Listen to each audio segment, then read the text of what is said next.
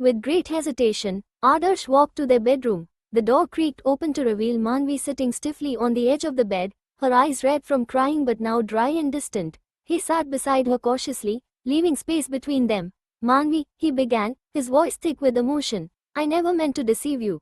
Ayaan was. He was my only family, my brother in every way that mattered. How could I refuse his last wish? He continued, his words tumbling out in a rush. When I first met you, it was just about keeping a promise. You were a responsibility then, but somewhere along the way, his voice softened. I started seeing you, your kindness, your strength, your beautiful soul.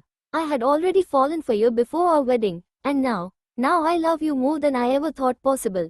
Manvi stood abruptly at this confession, making Adarsh flinch. Are you leaving? He asked fearfully. Manvi didn't answer. Instead, she began unpacking her bag with deliberate movements. Adarsh watched, confused, hope and fear warring in his chest. Finally, she spoke without looking at him. I will never forgive you for this. Her voice was flat, final. But I can't leave either. My parents would be devastated. With that, she turned away and lay down on the bed, her back to him, signaling the conversation was over.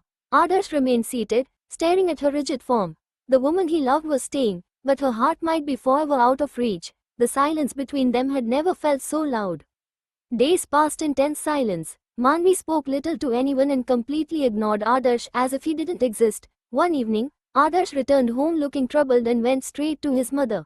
Ma, he said hesitantly, my office is sending me away for 15 days. But if I want, I can stay there permanently. His voice cracked as he continued, I can't bear Manvi's silence anymore. She'll never forgive me, and seeing me only hurts her. Maybe it's better if she doesn't have to see me every day. His mother sighed deeply. Do what feels right, beta. When do you leave? Tomorrow morning, he replied. At least tell Manvi, his mother advised, unaware that Manvi had overheard everything from the hallway, her heart pounding as she quietly retreated to their room. That night, neither Adarsh nor Manvi could sleep. Sia's words echoed in Manvi's mind. The one you love is Adarsh, not Ayaan.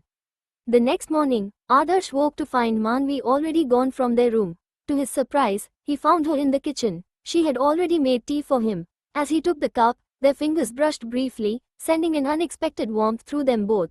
After getting ready, Adarsh joined his mother for breakfast where Manvi sat silently eating.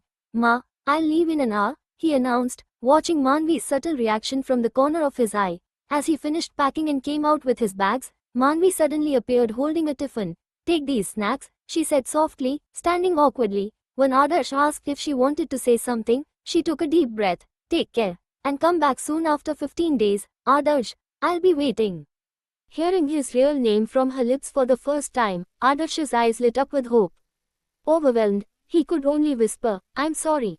Manvi stepped closer. I've already forgiven you, Adarsh.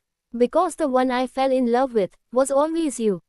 Tears welled in Adarsh's eyes as he pulled her into a tight embrace, whispering, I love you, against her hair. Manvi hugged him back just as fiercely, murmuring her own confession. When his mother entered to find them embracing, her joyful tears joined theirs. Manvi apologized for her behavior, and as his mother hugged them both, the last shadows of deception melted away.